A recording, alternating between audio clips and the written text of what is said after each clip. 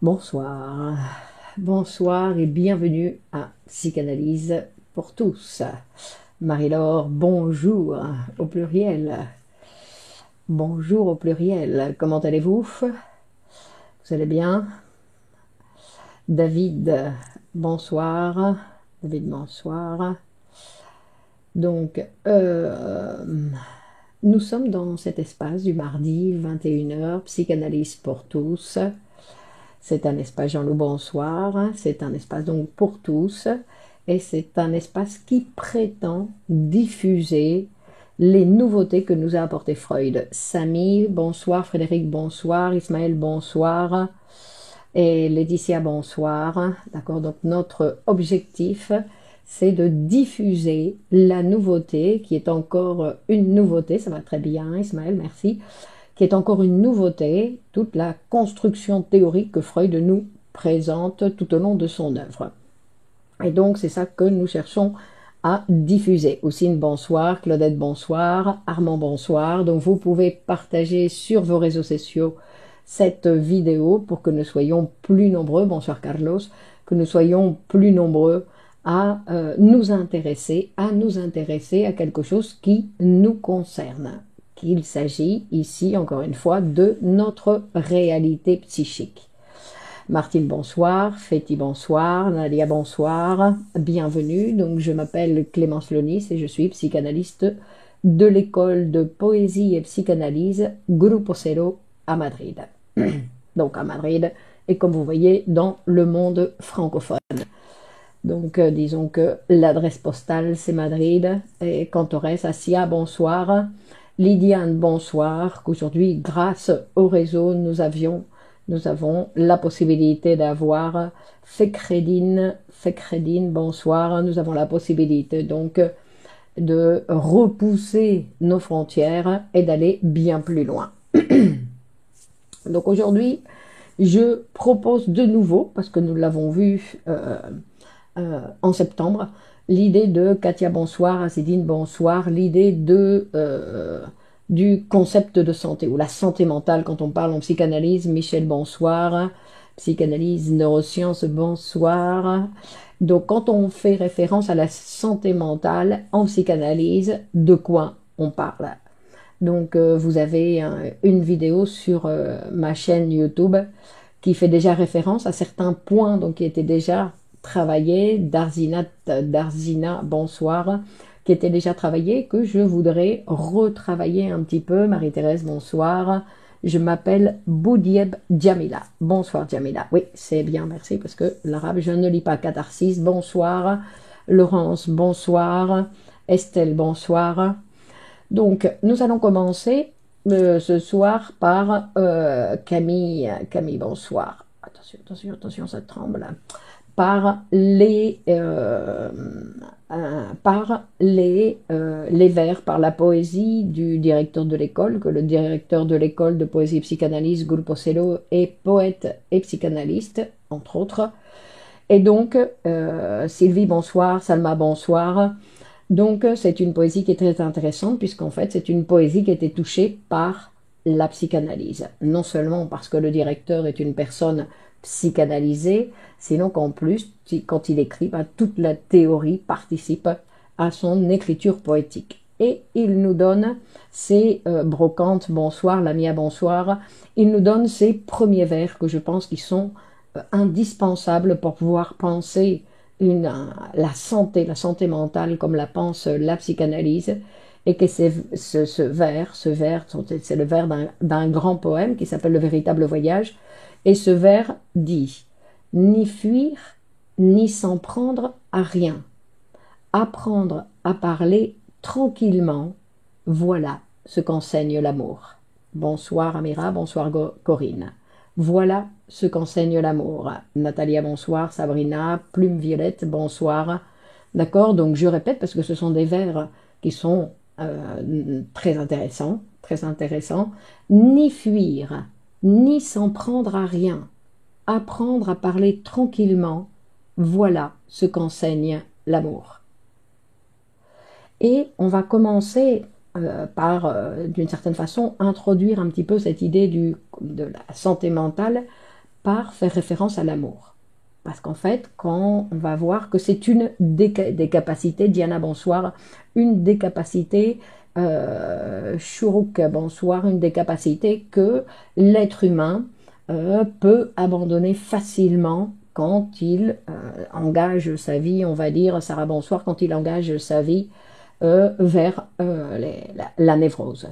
C'est-à-dire que la névrose, ce sont des mécanismes qui vont être mis en place et qui vont empêcher le sujet à développer sa capacité d'aimer, puisque bien évidemment, hein, que c'est une possibilité de l'être humain, aimer c'est une possibilité de l'être humain, et que, vous voyez, c'est apprendre à parler tranquillement, voilà ce qu'enseigne l'amour.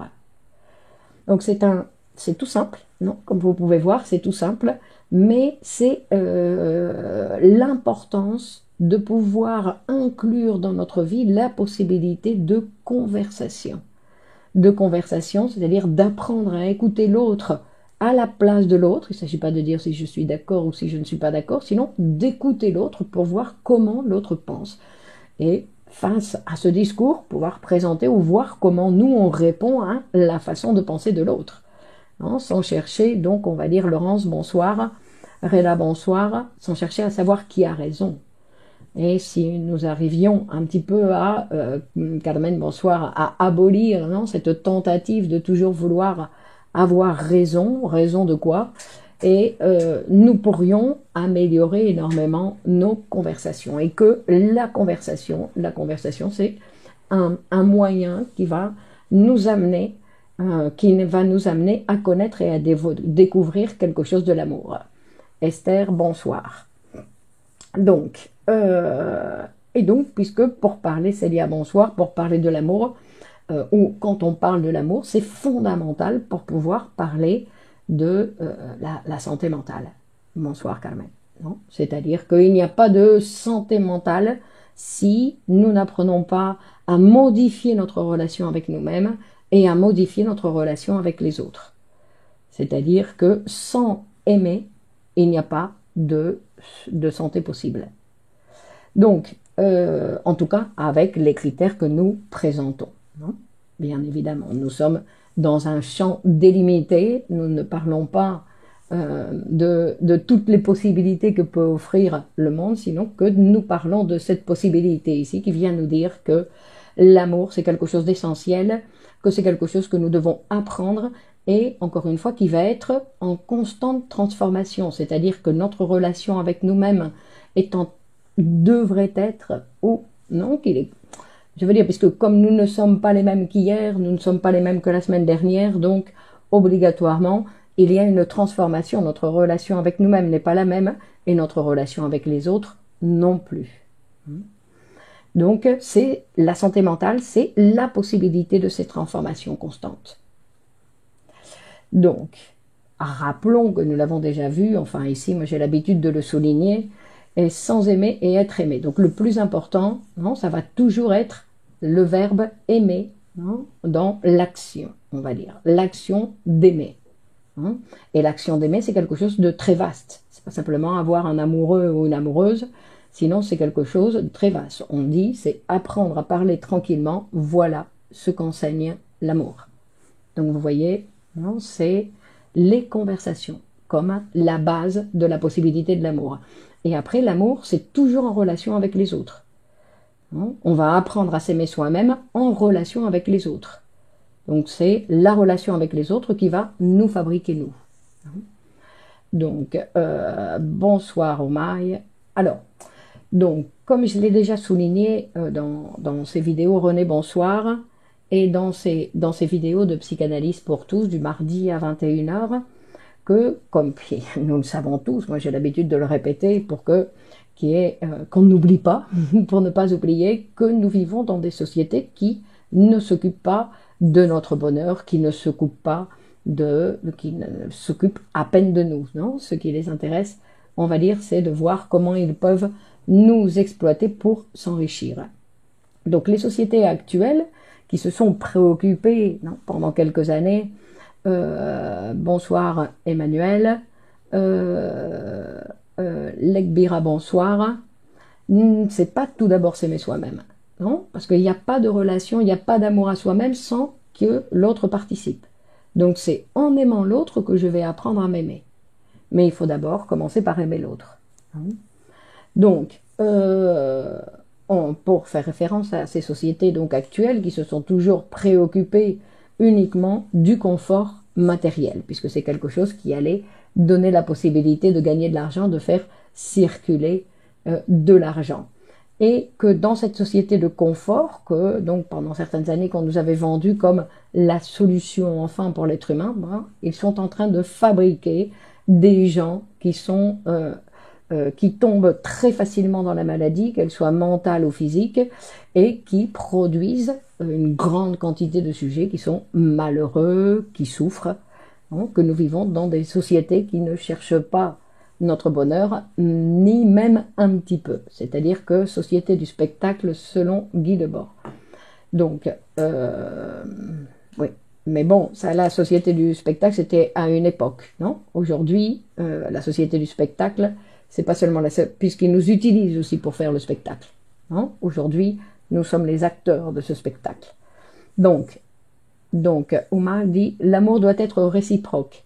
L'amour ne va jamais être réciproque. Je suis désolée de vous décevoir, mais il ne va jamais être réciproque dans le sens où quand moi j'aime quelqu'un et que ce quelqu'un dit m'aimer, ce sont deux amours différents. Parce que nous n'avons pas la capacité d'aimer comme une autre personne. Nous allons aimer comme chacun d'entre nous, nous pouvons aimer. Donc en fait, la réciprocité, même si on dit « je t'aime », oui, moi aussi je t'aime, ce sont deux amours différents. Donc la réciprocité n'existe pas. D'accord? Et que chacun va aimer avec ses particularités. C'est-à-dire que quand on dit apprendre à parler tranquillement, ça veut dire tolérer que l'autre appelle amour. Donc il va dire, moi quand je dis je t'aime, c'est vrai que moi je t'aime comme ça, que c'est une façon, sa manière d'aimer lui est particulière et qu'il va falloir la respecter, que c'est quelque chose de particulier, comme l'autre va devoir respecter respecter, c'est-à-dire tolérer et accepter, non? T'as la bonsoir. C'est-à-dire que nous avons tous des manières d'aimer qui nous sont particulières. Je dirais même plus qu'il y a autant de manières d'aimer qu'il y a d'êtres humains sur la planète. Vous vous rendez compte? D'accord? Le plus difficile, c'est qu'il y a des gens qui ne sont pas capables d'aimer. Sylvie, bonsoir. Et ça, c'est le grand drame pour leur vie, pour les gens qui les entourent et pour la société en général. C'est-à-dire que la difficulté du sujet à ne pas pouvoir aimer, c'est quelque chose qui vient bien évidemment bloquer de nombreuses relations, de nombreuses possibilités de développement. Djalila, bonsoir. Donc, vous vous rappelez qu'on avait vu aussi que Freud, il présente la conscience comme un organe perceptuel. Christelle, bonsoir. C'est-à-dire un organe perceptuel, c'est-à-dire qu'il a la même valeur que la vue, qu'il a la même conscience, l'information. L'amour n'est jamais à sens unique, mais partagé à deux. Brahim dit. Arnaud, bonsoir. Très bien, jamais réciproque. C'est plus intéressant. Non? Aussi de penser ça, ça nous donne plus de liberté, parce que sinon c'est comme si on donnait une définition de l'amour et que nous devions tous essayer de nous rapprocher de cette définition. Alors que chacun va... mais disons qu'il y a toujours l'autre qui doit être en considération. Parce que la difficulté, c'est qu'il y a des gens, comme je le répète, qui n'ont pas cet accès à l'autre. Ils n'ont pas directement pas d'accès à l'autre. Non, ce sont des gens qui sont donc malades. Donc, pour revenir à notre conscience est depuis la découverte ou la production de Freud dans l'interprétation des rêves, donc en 1900, ça fait donc 122 ans, où il nous a dit de quels troubles souffrent ceux qui ne parviennent pas à aimer. Ouf, ils sont nombreux, Sarah, ils sont nombreux. Déjà ça, ne pas savoir aimer, c'est déjà un trouble très, très grave. Imaginez, ne pas être capable d'aimer, c'est quel type de relation j'ai avec les autres. Est-ce que les autres existent pour moi? Donc vous voyez, ce sont des gens qui sont dans des situations, qui peuvent être dans des situations très graves. Dans le sens où au plus grave, ça veut dire au plus je m'éloigne de la réalité.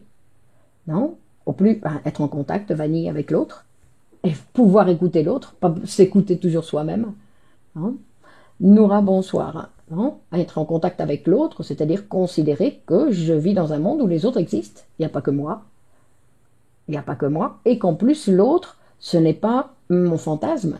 Sinon que l'autre, il a son mot à dire, que l'autre, il a sa participation, je dois pouvoir l'écouter sans le juger.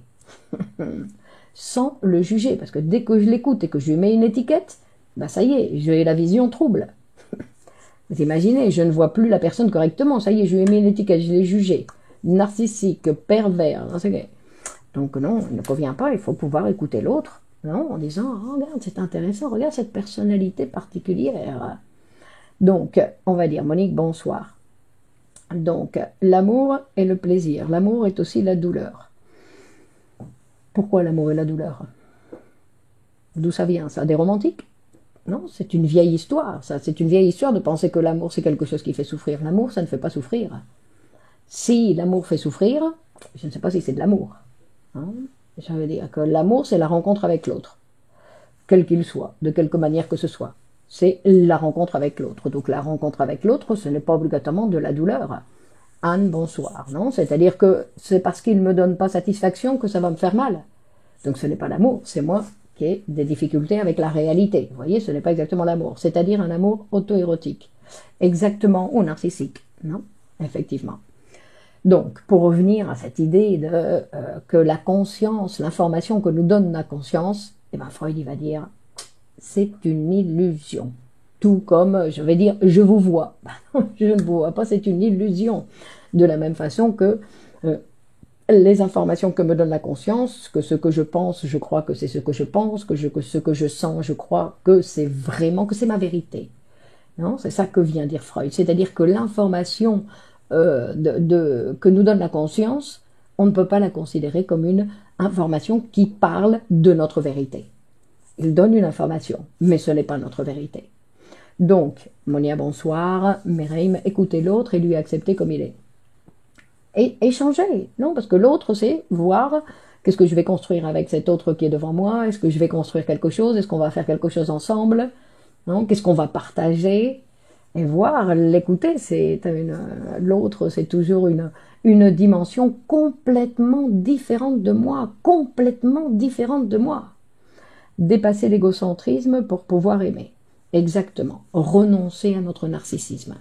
Non? Rappelons que le narcissisme, non, c'est quelque chose d'infantile, et donc il convient à partir d'un certain âge. Donc quand on est tout petit, on a le droit, ça fait partie du développement, mais à partir d'un certain âge, c'est quelque chose qui va provoquer beaucoup d'obstacles dans les relations. Est-ce que le coup de foudre existe? Et vient-il de l'inconscient? Oui, c'est quelque chose qui vient de l'inconscient, dans le sens où le sujet ne comprend pas pourquoi tout d'un coup il tombe amoureux de celle-là ou de celui-là et que c'est un coup de foudre, non? Mais bon, après, il faut voir pourquoi dans ce sujet-là et qu'est-ce que chacun, Amira, appelle coup de foudre. Hein? Qu'est-ce que chacun va appeler aussi coup de foudre. Il faut respecter les différences. Souvent, il y a dans les différences une richesse. Cette richesse nourrit l'amour, bien évidemment. D'accord? Mais nous avons beaucoup de difficultés, nous les êtres humains, à tolérer les différences. Parce que ces différences, elles font toujours, quel est le thème de cette conférence? Ça, c'est une bonne question, Monia. Donc la conférence d'aujourd'hui, nous allons essayer de parler un petit peu du concept de santé en psychanalyse. Pour accéder à l'autre, nous dit René, il va falloir être organisé psychiquement pour être du côté de l'altérité. Exactement. Il va falloir, donc ça c'est très joli, il va falloir être organisé psychiquement, donc c'est-à-dire que notre appareil psychique ait cette possibilité, et qu'en plus ma relation à la réalité, hein, c'est-à-dire que ne pas vouloir que la réalité soit différente de ce qu'elle est. Et ça, c'est déjà un grand degré de santé mentale. Accepter que la réalité, elle est telle qu'elle est, que la réalité que l'autre me présente, elle est telle qu'elle est. Dès que je veux changer, non, de façon, ne sois pas comme ça, fais ceci, mais vous ne vous rendez pas compte, c'est incroyable, non, parce que bien sûr qu'on peut modifier la réalité. D'abord, on doit commencer par soi-même. C'est la première chose. Et après, travailler pour modifier la réalité extérieure.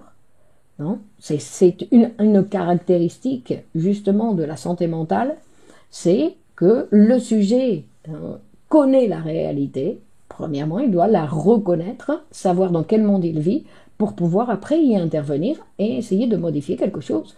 Ne serait-ce que, comme disait Georges Brassens, dans son quartier, c'est-à-dire dans les gens qui nous entourent, avec les gens qui nous entourent. Hein, parce que changer le monde, c'est quelque chose d'impossible. C'est quelque chose d'impossible puisque nous avons ces axes financiers, on va dire, tout-puissants, donc qui nous contrôlent de telle manière qu'on ne va pas pouvoir modifier ça, on n'a pas accès. Du moment où on fait de calculs financiers au matériel, est-ce que c'est toujours l'amour?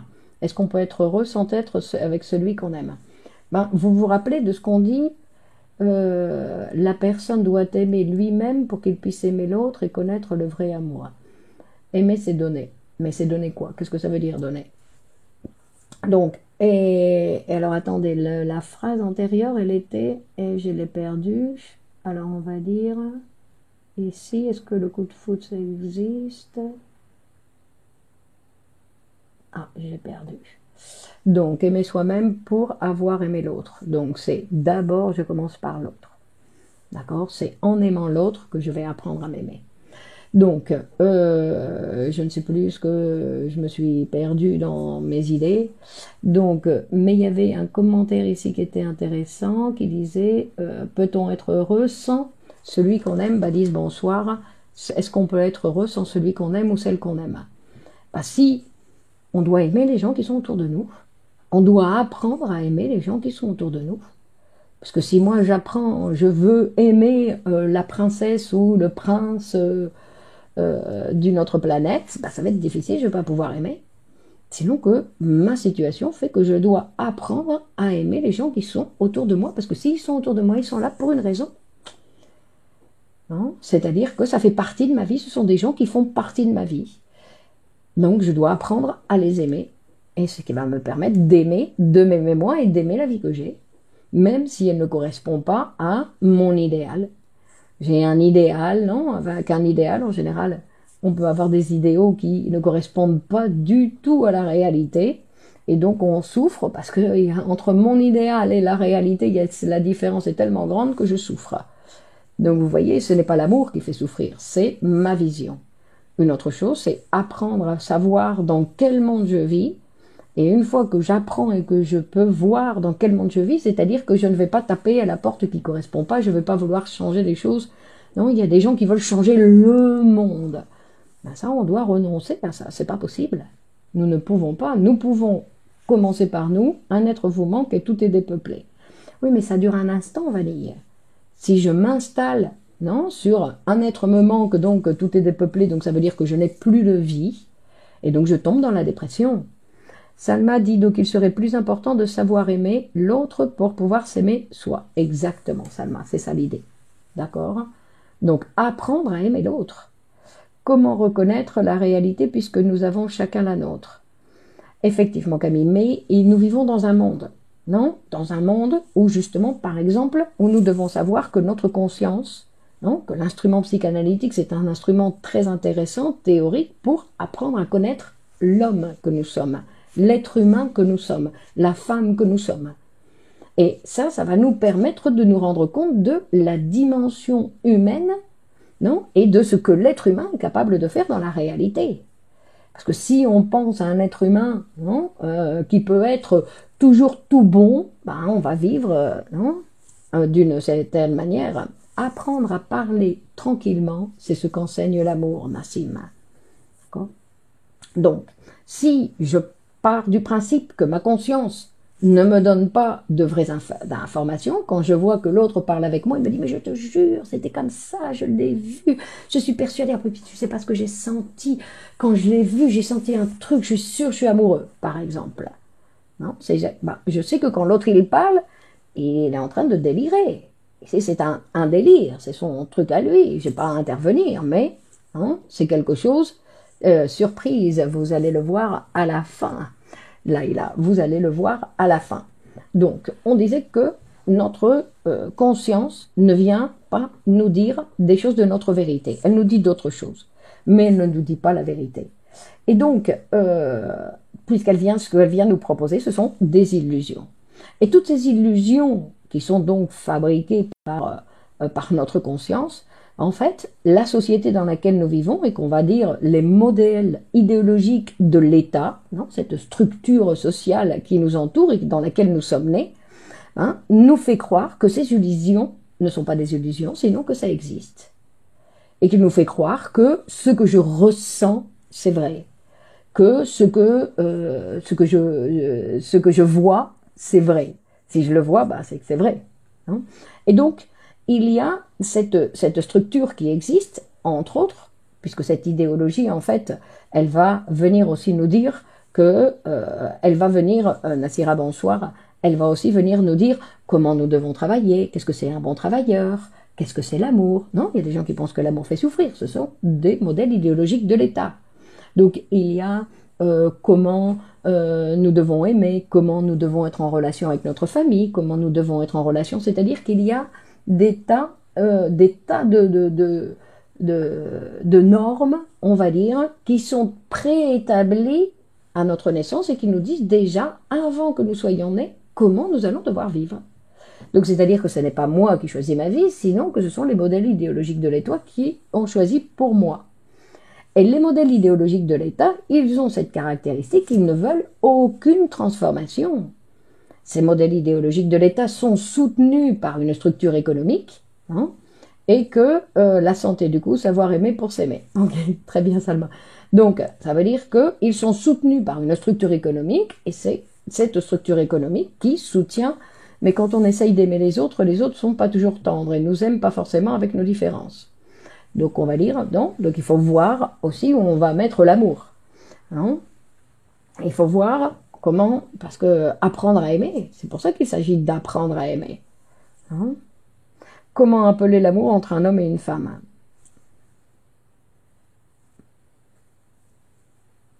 Je ne sais pas quoi dire, l'amour. Que ça ne dépend pas de notre anatomie, l'amour. L'amour va dépendre de notre capacité à la conversation, notre capacité à parler, à écouter l'autre et à parler avec l'autre. C'est ça, notre capacité d'aimer. Donc, ce que je faisais référence donc à ces modèles idéologiques de l'État, c'est-à-dire qu'ils sont soutenus par une structure économique qui ne veulent aucune modification. Donc, c'est-à-dire qu'ils ne veulent pas que nous non plus nous transformions, que nous devons travailler pour eux. Pensées et croyances sont les leurs contrairement. Bonjour, Cynthia, de l'État ou de la société. C'est la même chose ici, dans le cas, dans ce que je présente, c'est-à-dire que c'est les modèles idéologiques de l'État, c'est-à-dire qu'il n'y a personne réellement qui est derrière, c'est-à-dire que les gouvernements sont aussi soumis au modèle idéologique de l'État. C'est la structure dans laquelle nous sommes nés, c'est une structure sociale qui, quand c'est produit plutôt le capitalisme, il y a une société bourgeoise qui s'est établie et qui nous a indiqué comment il nous convenait de vivre. Et que même avant la naissance, donc, tout est déjà prévu. Donc, on va naître, on va faire ceci, on va aller à l'école, on va se former, on va se marier, on va avoir des enfants, on va réaliser un travail qui peut être intéressant ou qui peut ne pas l'être. On va avoir ceci, c'est-à-dire que tout le parcours est déjà tracé. Et donc, pour vous, c'est un modèle idéologique de l'État quand on dit « aime-toi et tu aimeras les autres ». Bon, ça, c'est un proverbe, on va dire que ça, c'est un proverbe. On va dire, je sais pas, non, parce que c'est même pas religieux, non, parce que la religion vient dire aime les autres autant que tu t'aimes toi. Et ça, c'est quelque chose donc qui est quelque chose d'un peu ambigu dans le sens où il faut d'abord que je m'aime, parce que si je ne sais pas m'aimer, je vais pas pouvoir aimer les autres non plus. D'accord? Donc la chose, mais c'est que tout commence en même temps. Ça commence en même temps, c'est-à-dire que ça va commencer avec la relation avec l'autre. Comment je vais m'aimer? En me regardant dans la glace et en disant « Oh, regarde comme tu es jolie aujourd'hui !» Et c'est comme ça que je vais m'aimer. Non, je vais m'aimer parce que je vois que j'ai la capacité d'être en relation avec l'autre, que je peux établir une relation avec l'autre, qu'il y a quelqu'un qui m'écoute, qu'il y a une relation qui s'établit. C'est ça qui va me fabriquer. C'est toujours avec l'autre. Avec soi-même, c'est très limité. Bien sûr qu'il y a des gens qui s'aiment soi-même, mais qui n'ont pas de relation avec la réalité extérieure. Donc, je disais que ces modèles idéologiques de l'État Non, cette société dans laquelle nous sommes nés, qui est donc les normes préétablies de la société. Ce sont les normes préétablies de la société, exactement. Donc, mais on dit que ce sont des modèles. Non, il y a des gens, par exemple, qui considèrent qu'ils ne sont pas normaux parce qu'ils ne correspondent pas au modèle. Ils disent non, mais tout le monde, et en plus, non, comme nous disait Freud, ce sont des modèles idéologiques de l'État qui nous font croire qu'il y a des gens qui arrivent à tout respecter et qui vivent heureux en suivant ces modèles idéologiques de l'État. Et que si on n'est pas capable, on est ou un marginal, on est un bizarre, ou on est un malade, ou on est un fou. Non, comme quoi, ça c'est le modèle. Et donc la société va cataloguer de fous et de malades, ou de marginal, comme je disais, à tous ceux qui n'essayent pas d'atteindre ou de respecter ces normes. Est-ce que l'amour est un comportement mesurable?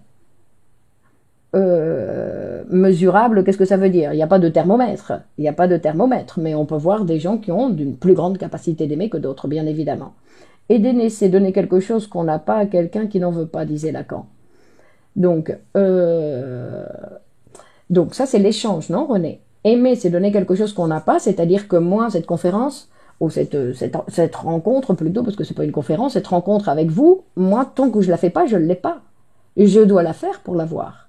Et c'est en la faisant.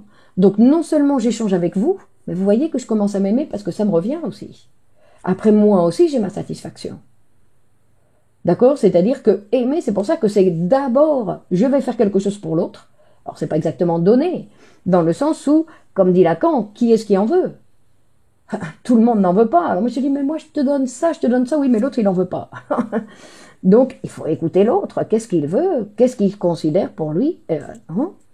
Parce que aimer, puisque je vois que c'est le sujet qui vous intéresse là, ce soir, où vous insistez sur le verbe aimer, c'est montrer à l'autre, avoir des détails et montrer à l'autre qu'il est important pour nous et nous transformer, nous. Parce que si moi je me transforme pas et que je suis toujours la même et quand je rentre à la maison, il reconnaît mes pas, il reconnaît comment je fais ceci, que je vais dire encore que c'est cela, que je vais encore parler, que tout devient tout à fait monotone et répétitif, que moi je ne me transforme pas, bah, l'amour va s'éteindre. Hein. Donc comment pouvons-nous nous libérer de ces modèles idéologiques et être nous-mêmes? Ils se marient et eurent beaucoup d'enfants, dit Sylvie. Alors, donc effectivement, d'accord, donc je ne sais pas qui disait ça, Jalila. Non, c'est pas Jalila, donc c'était Samy. Effectivement, donc l'instrument, aujourd'hui, le seul instrument qui existe pour essayer de se distancier, parce que les modèles idéologiques de l'État sont très puissants, ils utilisent la conscience, ils utilisent la raison. Non? Donc vous voyez, ce sont deux structures qui fonctionnent en nous, non? Quand on dit je veux comprendre, c'est un modèle idéologique de l'État. C'est quelque chose de la compréhension qui, non, c'est pas quelque chose qu'on va aller chercher. Donc, on va voir que ce sont les modèles idéologiques de l'État et que pour l'instant, pour pouvoir mettre une distance à ces modèles idéologiques de l'État et que je fabrique ma propre vie et pas la vie qui était prévue pour moi, ben, je dois me psychanalyser. C'est pour ça qu'on dit que la psychanalyse, ce n'est pas seulement une thérapie, sinon que la psychanalyse, c'est un instrument d'autoconnaissance et d'autotransformation. Donc c'est un travail que chacun va devoir réaliser. Pourquoi? Pour pouvoir avoir accès à sa propre vie, pour pouvoir fabriquer sa propre vie et pas faire la vie qu'on attend qu'on fasse. Qu'on tombe malade à partir d'un certain âge, puisque comme ça les laboratoires pharmaceutiques, ben, ils gagnent un petit peu d'argent. Non? Après, je veux dire qu'il y a aujourd'hui l'assurance sociale, non, avec les retraites, elle est débordée, donc si on peut éliminer un petit peu, non? Il y avait Madame Lagarde qui l'avait souligné. Je comprends pas la phrase de Lacan. Que veut-il dire? Que quand on aime, l'amour social, l'amour social, c'est que je vais faire quelque chose pour les autres, je vais construire un pont sans savoir ensuite qui va l'utiliser. Et ça, c'est un acte d'amour. C'est-à-dire que je le fais quelque chose que je n'ai pas, je vais donner quelque chose que je n'ai pas, puisque le pont, tant que je le fais pas, je ne l'ai pas, non? Et que je vais le donner à des gens que je ne connais pas. Et que je ne sais même pas s'ils vont être contents avec ça. Je vais publier un livre, non? C'est-à-dire que tous les actes sociaux, on va dire, qui vont être faits dans la société, qui peuvent apporter quelque chose à quelqu'un, c'est un acte d'amour. Donc, il faut que se transformer pour plaire à l'autre. Donc, il faut se transformer constamment. René dit, la psychanalyse, pour moi, permet la rencontre du je et ainsi prendre le chemin de son existence. Donc, vous voyez, chacun chacun, pour moi, c'est la rencontre, non, c'est la rencontre avec l'autre. C'est la rencontre avec l'autre, la possibilité d'être en relation avec, non? Et en plus, comme psychanalyste, c'est obligatoire, dans le sens où je dois pouvoir écouter n'importe quel discours, non? Il y a une relation entre ces critères d'amour et complexe d'Oedipe. Bien évidemment, Myriam, bien évidemment. D'accord? C'est-à-dire que, bien évidemment, que le complexe d'Oedipe, nous n'allons jamais vraiment nous en débarrasser. Donc, il fait toujours partie ici. Bon, alors, donc, on disait que la psychanalyse, c'est l'instrument qui va me permettre de me rendre compte que je dois mettre une distance avec ces idées que j'ai, que je crois en plus. Parce qu'attention, les modèles idéologiques de l'État, nous faisons aussi un travail pour les défendre. Bien évidemment, nous sommes nous-mêmes, ou une partie de nous, est soldat de ces modèles idéologiques de l'État. Parce que quand je les applique, quand je les répète à mes enfants, quand je les répète à mes amis, ben tout ça, je suis soldat de ces modèles idéologiques de l'État. Non? L'amour n'a pas de sens que s'il est partagé. Vous voyez, ça c'est une autre idée, non? De l'amour. Mais qu'est-ce que ça veut dire partager? Donc, la rencontre du moi permet l'altérité. Bon, si vous voulez. Donc,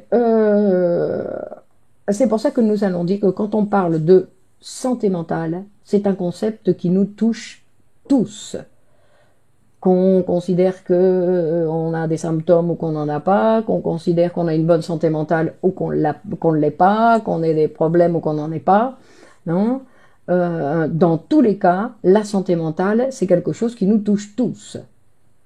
Ne pas exprimer un amour peut-il être préjudiciable à celui qui aime? Mais qu'est-ce que ça veut dire, ne pas exprimer un amour? Ne pas aller le dire, je t'aime. Mais il y a tout type de démonstration d'amour. Hein? Tout type de démonstration. Donc, pour revenir sur le sujet, parce que je vois que vous êtes très intéressé par l'amour, donc vous voyez que c'est quelque chose de très important et que c'est quelque chose que, apparemment, non, selon vos questions, on a l'impression que vous devez, pour pouvoir aimer, d'abord comprendre. Non, d'abord on aime, puis après on verra si on comprend quelque chose.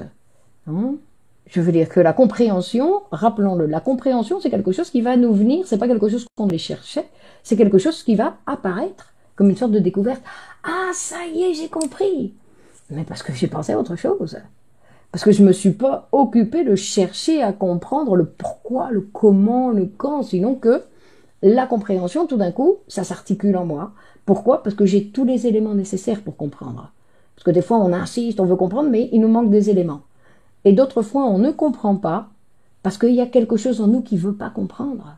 Parce que des fois, il y a des choses qui sont toutes simples et l'autre, il dit, mais je comprends pas, non? Donc, comment faire apprendre l'amour à ses enfants? En les aimant, Nassima. D'accord? Ça, c'est aimer.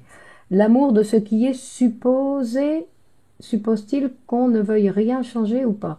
L'amour de ce qui est, suppose-t-il qu'on ne veuille rien changer ou pas? Laurence, je ne comprends pas. Qu'on ne veuille rien changer ou pas?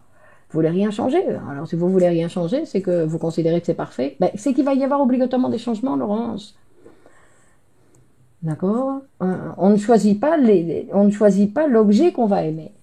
Mais on choisit d'aimer, bien sûr qu'on choisit d'aimer. Bien sûr qu'on peut choisir, mais on n'est pas obligé, on ne va pas choisir, on ne va pas dire... non, on a tous un prince ou une princesse, en tout cas dans l'adolescence, on avait un prince et une princesse, on pensait qu'on allait le... C'est vital. Sans amour, on n'est rien, c'est vital. Sans aimer, Corinne, pas sans amour, sans aimer. Parce que sans amour, ça c'est le petit enfant. L'enfant, il a besoin de l'amour. Mais l'adulte, c'est celui qui doit être capable de donner de l'amour. Enfin, de donner de l'amour, d'aimer. Qui doit être capable d'aimer, c'est-à-dire d'avoir une relation avec les autres, d'avoir une relation, la possibilité de parler, d'être en relation avec les autres. D'accord? Donc la santé mentale, c'est quelque chose qui nous intéresse tous. Et qu'un élément qui est important, c'est, comme on peut voir donc ici, c'est l'amour comme une possibilité de l'être humain, c'est-à-dire d'aimer. Est-ce que l'amour transforme le jeu et le tue en nous? Dans ce cas, pourquoi il y a polygamie? Non, le nous, qu'est-ce que ça veut dire? Le nous, ce sont... Le nous, moi, quand je parle, je suis nous. Il y en a beaucoup qui vivent en moi. Et en vous aussi. Non, qui n'existe pas. Le moi, c'est une petite partie de moi. Après, il y en a d'autres qui vivent en moi. Hein.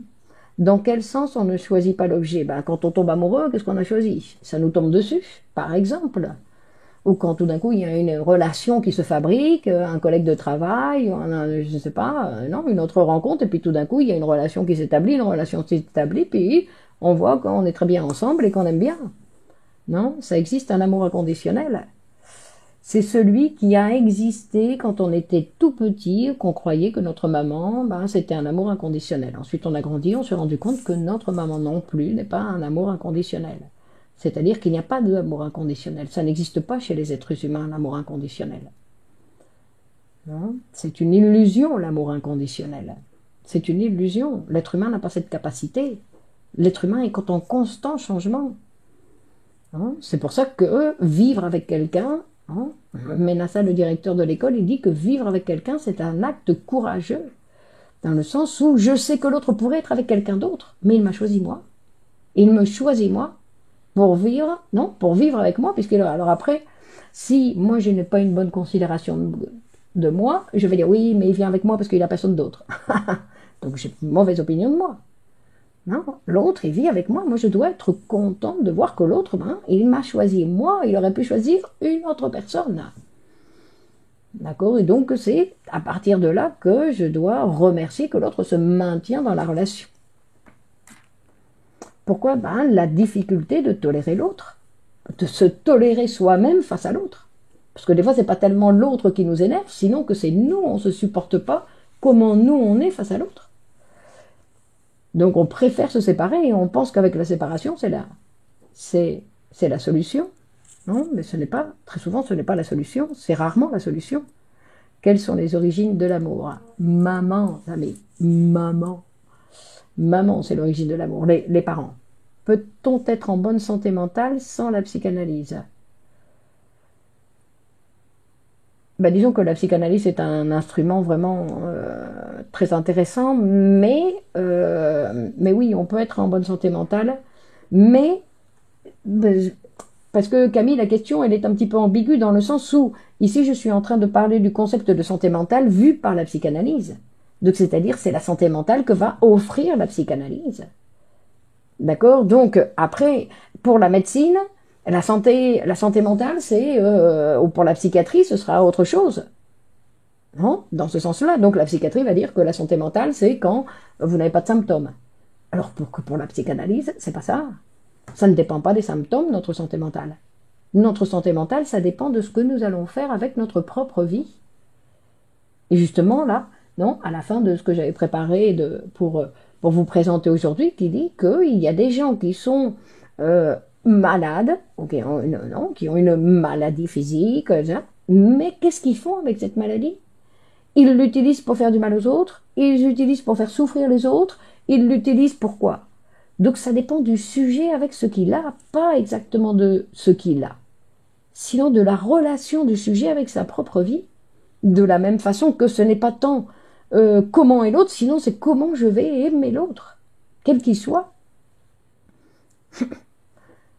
Non. Ce que je veux dire ici, non, parce que c'est assez, on va dire d'une certaine façon, assez ambitieux de pouvoir penser un être humain. Est-ce qu'on peut aimer deux personnes en même temps et les garder toutes les deux, ou c'est de la possession? Cynthia, vous aimez beaucoup plus que deux personnes, Cynthia. On aime beaucoup plus que deux personnes. Avoir deux relations sexuelles, vous dites, c'est ça? Non? Parce que aimer, nous, normalement, les êtres humains, nous qui sommes là ici réunis, nous aimons beaucoup plus que deux personnes. Nous avons de nombreux types d'amour. Est-ce qu'on peut réellement l'autre, ou bien on aime seulement l'image qu'on a de l'aimer? Effectivement, ça c'est intéressant. C'est pour ça que la définition de Lacan, elle est intéressante. Freud disait que celui qui aime et qui travaille est en bonne santé. Mais pas seulement. Parce que aimer, qu'est-ce que ça veut dire déjà? Travailler, qu'est-ce que ça veut dire? Mais effectivement, Freud disait parler, aimer et travailler, c'est le même verbe. C'est le même verbe. Et c'était une caractéristique d'une bonne santé. Mais pas seulement. Le problème, c'est qu'en psychanalyse, vous voyez, la santé mentale est-elle le pouvoir de s'adapter aux différentes situations de la vie, de faire face, exactement, de faire face à toutes les différentes situation de notre vie, de la vie de demain. La vie de demain qui va arriver, qui va nous présenter une réalité différente. Et je dois pouvoir voir comment continuer à obtenir des satisfactions. Parce que la vie, c'est quoi? Obtenir des satisfactions.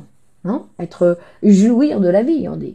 Donc il faut continuer à pouvoir jouir de la vie, mais dans la situation de demain. Donc aujourd'hui, je me débrouille, j'arrive à là, mais et demain? Donc, mais l'univers n'est pas une origine d'amour. L'univers, je pense que là, c'est autre chose, non? C'est-à-dire que, non, il faut apprendre à faire face aux déceptions. Alors, les déceptions, c'est quelque chose qui est très intéressant parce que les déceptions, ça nous montre qu'on se trompait. Si on est déçu, c'est parce qu'on se trompait, c'est pour ça que ça fait mal. Pas vraiment parce que l'autre nous a déçus, sinon parce qu'on s'est trompé. Ah, je me suis trompé, mon petit narcissisme, il a été touché. Aïe. Hein? Il y a des gens, par exemple, qui ne supportent pas d'être à avoir un rhume ou qui se sont fâchés parce qu'ils ont attrapé et qui se sont attrapés, qui ont attrapé un rhume ou qui ont attrapé le Covid parce que ça leur souligne le fait que ils ne sont pas immortels. Le même verbe, étonnant. Comment, Sylvie, le même verbe? Okay. Donc, Freud va dire aussi que la santé mentale, c'est aussi la capacité de substitution. C'est-à-dire qu'aujourd'hui, j'ai une satisfaction avec A. Si A disparaît, je dois pouvoir trouver mes satisfactions facilement avec quelqu'un d'autre. La capacité de changer. Je perds ce travail. Je dois avoir la capacité de changer. Je perds ce projet, cet idéal de vie. Je dois avoir la capacité de pouvoir changer. Je pensais qu'il fallait déjà s'aimer soi-même pour être aimé. Ça va ensemble. D'accord? Et c'est pour ça qu'on va dire que le plus important, c'est aimer. Le plus important, c'est aimer. Apprendre à aimer l'autre. À aimer l'autre sans vouloir le changer. Sans vouloir le changer. Sans dire, non, ça c'est pas bien ce que tu fais, il faut pas faire ça. Non? Donc ça, c'est notre difficulté, on va dire notre difficulté aux êtres humains, parce que vous voyez que nous sommes toujours... Nous intervenons dans la vie des autres alors que nous n'avons rien. Donc l'amour est pragmatique. D'une certaine façon, oui, effectivement, l'amour peut être pragmatique. Hein? C'est-à-dire que nous devons nous adapter à ce que l'autre nous présente. Hein? Okay, que tolérer les autres, non? Il y a beaucoup de gens qui s'enferment dans la solitude parce qu'ils ont des difficultés de relation. Et regardez en France, je dis principalement parce que je connais un petit peu, il y a un grand pourcentage de personnes seules qui ont abandonné les relations avec les autres. Hein? Possibilité de changer d'accord, mais du temps est nécessaire. Du travail, Vanille, du travail. Après, on verra de quel temps il s'agit, comme vous dites. Hein? Mais que le travail est nécessaire, bien évidemment, Vanille. Rien ne tombe du ciel. Donc, ça, c'est obligatoire. Et donc, après, on va dire la santé mentale, c'est flexible et résilient. Exactement, c'est pour ça qu'il faut travailler pour sa santé mentale. Mais de la même façon que je dois travailler pour mon hygiène buccale, que je dois travailler pour mon hygiène buccale, on m'a dit, alors voilà, il y a ça à faire. Et donc, je répète, je fais ce que mon dentiste m'indique de faire pour avoir une bonne hygiène buccale. Pour la santé mentale, pour mon hygiène mentale, j'ai un travail à réaliser. C'est que pour être un être humain, pour être réellement à la hauteur, on va dire, de cette humanité qui est dans notre possibilité, c'est une possibilité, notre humanité. Est-ce que accéder au stade génital permet d'avoir la bonne posture sur l'amour de soi et de l'autre? Et comment? Non, le stade génital, c'est une partie, non, c'est la relation sexuelle. Non, c'est la relation sexuelle qui n'a pas obligatoirement en relation avec l'amour. Dans cet amour dont on parle, non, de pouvoir vivre. Après, il y a une autre manière de penser l'amour où on dit que l'amour, en fait, c'est ce qui va nous unir pour pouvoir fabriquer une famille. Donc, ça dépend. Hein, mais parce que nous devons savoir que nous sommes des petits sujets psychiques, mais que l'espèce animale, notre espèce animale, a beaucoup plus de pouvoir que notre appareil psychique. Dans le sens où c'est elle qui va nous pousser à la reproduction, c'est elle qui va nous pousser à faire certaines choses, l'espèce animale qui vit en nous. Donc c'est pas nous exactement qui décidons toujours d'avoir des enfants, sinon que ça nous tombe dessus. C'est quoi pour vous l'amour? On l'a déjà dit, alors ça fait cercle vicieux. Si on a besoin des autres pour apprendre à s'aimer soi-même, et qu'on se retrouve face à de nombreuses déceptions, alors si on se retrouve, Laetitia, face à de nombreuses déceptions, c'est qu'on va devoir apprendre. Apprendre, ça veut dire se transformer. Je me suis trompée. Je pensais qu'un être humain pouvait donner telle chose ou que l'amour inconditionnel existait. Que je pensais que mon mari allait rester toute ma vie avec moi parce que pendant un temps, on ne formait qu'un. Et tout d'un coup, je me rends compte que non. Que lui, il a sa vie, que moi, j'ai la mienne. Que ce sont deux vies différentes. J'ai vécu dans l'illusion qu'on pouvait faire qu'un. Et donc là, je dois apprendre à grandir, me rendre compte que non. Que si je veux que l'autre continue dans ma vie, je vais devoir faire un travail. Je vais devoir faire quelque chose pour qu'il ait envie de continuer à mes côtés. Il ne va pas continuer à mes côtés simplement parce qu'il va dire tu as de jolis yeux.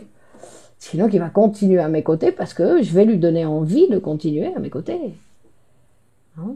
Après, il y a des gens qui disent non, mais regardez comment il me parle pas bien. Et vous, comment vous lui avez parlé? Non, parce que nous, on ne se rend pas compte quand on parle aux gens. On ne se rend pas compte de ce qu'on donne aux autres. On se rend compte un petit peu de ce que l'autre nous donne, mais nous, ce qu'on donne aux autres, on ne s'en rend pas compte. On ne sait pas comment on donne. Mais on devrait s'en rendre compte de comment l'autre répond. Parce que quand on voit qu'on n'a à faire qu'un, c'est pathologique. Donc, mais on se rend compte que quand on se Claudie Natal, qu'est-ce qui fait qu'on n'a pas de désir d'enfant si c'est animal? Qu'on a résisté, qu'on ne s'est pas laissé. Et en plus, il y a des gens qui ont des enfants même sans désir. Hein. Il n'est pas nécessaire d'avoir des désirs. La complexité des relations est que l'être humain ne parle pas le même langage. Non, la complexité des relations, c'est que nous avons, tous une parole, mais que pour chaque personne, les mots veulent dire quelque chose. Regardez, là, on parle de l'amour et on essaye de voir quelle définition. Qui est-ce qui commence? S'aimer, c'est... Alors, vous voyez, simplement sur un mot, et on va terminer, on va pas être d'accord. Donc, madame, un mariage d'amour égale un équilibre psychique. Non, vous voulez faire... Non, j'en sais rien, ça dépend des personnes. Alors, si la médecine sauve des vies, la psychanalyse sauve l'existence. Ça, c'est une bonne chose, effectivement. Exactement. Mais si on doit constamment changer pour que les autres restent avec nous, c'est à se demander si en fait personne ne nous aime pour ce qu'on est. Mais qu'est-ce que ça veut dire s'aimer vraiment, Laetitia? Être... non? Vous pensez que vous avez une essence? Que Laetitia a une essence spéciale? Non, l'être humain, c'est une sorte de pâte à modeler qui se transforme tout le temps. Et que si c'est pas vous qui décidez de faire le travail pour modifier Laetitia, Laetitia, elle va vieillir, elle va se transformer. Ou vous croyez que les gens ne se transforment pas? Alors, ou je fais un travail sur moi pour aller dans une direction qui est plus saine, ou je vais quand même me transformer, mais je vais devenir, que je vais vieillir, donc je vais... non, pour chaque personne, le vieillissement, c'est une chose ou une autre. Hein? Mais que transformation, il y a obligatoirement. Il n'existe pas cette essence de l'être humain en disant « moi, je suis comme ça ». Alors ça, c'est pathologique, non? Parce qu'il n'y a pas de caractéristiques. L'être humain a la possibilité, la flexibilité de pouvoir changer de trait de caractère. L'inconscient se construit ou il est donné par vécu d'une vie, l'amour le façonne? C'est joli cette question, Dominique. L'inconscient se construit, et l'amour aussi. Non? Et que ce sont deux choses qui n'ont rien à voir. Non, l'inconscient, c'est un concept théorique, et l'amour, non, c'est un élément qui va faciliter notre vie quotidienne. C'est un élément qui va nous mettre en relation avec les autres, et qui va donc être... l'amour s'appuie sur le respect des autres. Oui, mais qu'est-ce que ça veut dire, le respect des autres? Non, parce que des fois, il y a trop de respect. Non, que je veux dire que le respect des autres, non, pour tolérer que l'autre pense différemment de moi. On devrait se remémorer soi-même et se voir comment on a parlé aux autres, on pourrait corriger plein de choses. Mais on ne peut pas se voir, on ne se rend pas compte. Il y a des gens qui parlent très fort et on va leur dire « parle plus doucement ». Mais je parle doucement. Et ils ne se rendent pas compte. Et quand ils disent « je parle doucement », ils sont persuadés qu'ils parlent doucement. Ou des gens, c'est l'inverse. Ils parlent tout bas, ils parlent plus fort. Mais je parle, mais comment t'es toi qui es sourd? Non, par exemple. Non, et qu'on ne se rend pas compte de l'information qu'on donne aux autres. Donc, c'est pour ça que la psychanalyse est très intéressante, parce que c'est celle qui va venir, d'une manière ou d'une autre, nous montrer certaines facettes de nous-mêmes, petit à petit, et qu'en plus, elle va nous montrer la facette avec l'instrument pour la transformer, on va dire. Non? La spiritualité est une origine d'amour. Mais à la rigueur, on va dire qu'il y a beaucoup de choses qui sont à l'origine de l'amour. Beaucoup de choses, tout ce qu'on peut Il n'y a pas de trahison, car le sujet, naturellement, il peut aimer plusieurs personnes en même temps. Exactement. D'accord? Donc, il n'y a pas de trahison. Effectivement, il n'y a pas de trahison. Et il n'y a pas de trahison, parce que nous avons la capacité d'aimer plusieurs personnes en même temps.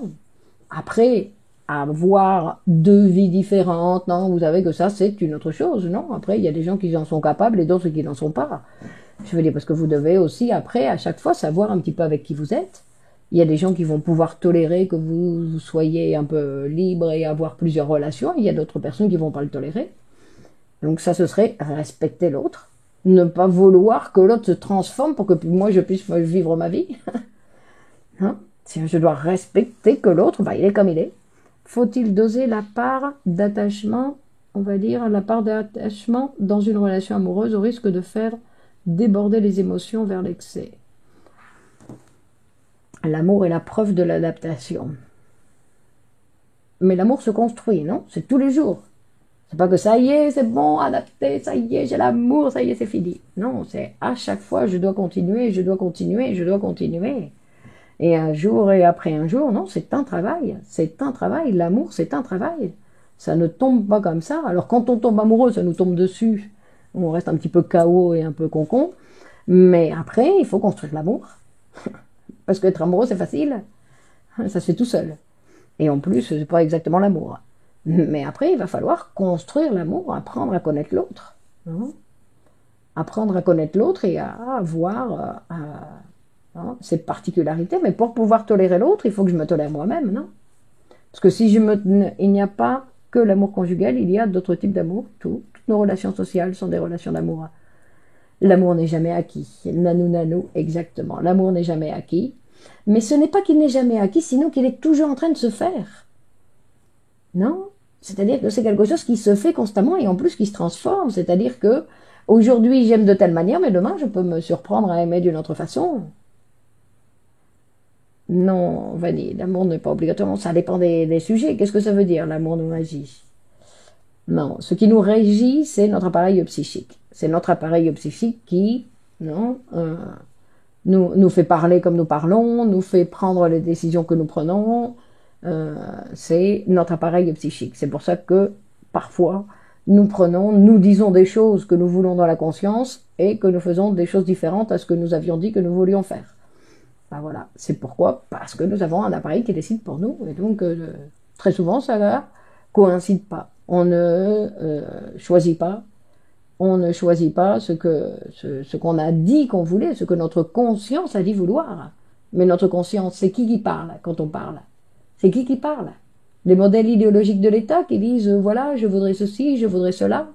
Non, les modèles idéologiques de l'État, il faut les étudier pour savoir.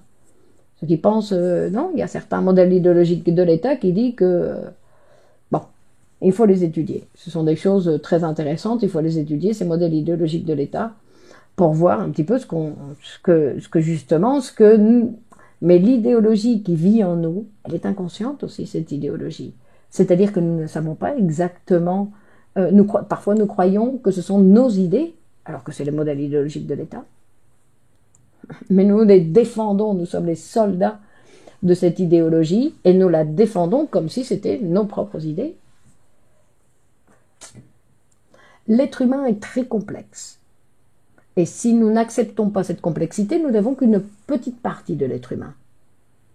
Non? Oui, nanou, nanou. D'accord? Donc, où nous travaillons pour cet être humain et nous allons avoir une autre dimension de cet être humain.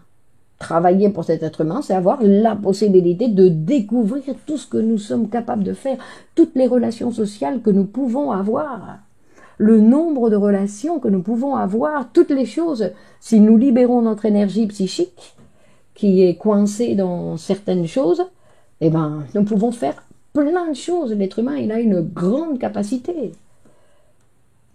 Donc, mais c'est un travail. Dans tous les cas, ça ne va pas se faire tout seul et c'est un travail. Donc, je vous recommande à tous de partager cette vidéo sur vos réseaux sociaux et aussi d'utiliser cet instrument qui est la psychanalyse, puisque c'est un instrument qui va nous ouvrir des portes pour nous découvrir. Et puis, vous savez ce que ça veut dire, la surprise, Laetitia, de se découvrir différente demain. quand tout d'un coup on voit qu'on a changé une idée, qu'on a une nouvelle idée, waouh, tout d'un coup c'est merveilleux. Merveilleux de ne pas toujours être la même. Non, de pouvoir abandonner certaines choses de soi qui ne sont plus adaptées à l'actualité, hein, et de prendre d'autres choses. Merci à vous René, donc bonne continuation. Donc notre concept nous l'avons résumé aujourd'hui, notre concept de santé mentale à l'amour. Et vous avez très bien fait, puisqu'effectivement, c'est c'est un axe qui est essentiel. Premièrement, pour être en relation avec l'autre, parce que l'autre dans ma vie est essentiel. Quand je dis l'autre, je dis les autres en général. Donc, vous écrivez trop, là j'ai pas le temps de lire. Merci, c'était très intéressant. Quelle complexité, aimer, être aimé, quel chemin, exactement. Donc, il n'y a pas d'amour véritable. Non, on va dire qu'à la fin de notre vie, on va dire, tiens, j'ai choisi cet homme, on a passé 30 ans ensemble, et à la fin de la vie, je peux dire, c'était l'amour de ma vie. Mais pas quand je commence la relation, parce que sinon, non, ça c'est la conscience qui me fait voir. Il faut écouter son inconscient. Il parle de nous, de ce qui est le... Mais comment on fait? Pour l'écouter, on a besoin d'un professionnel, Corinne. Féti, Fatima, Sarah, merci à vous. Donc, bonne continuation. Merci beaucoup à vous.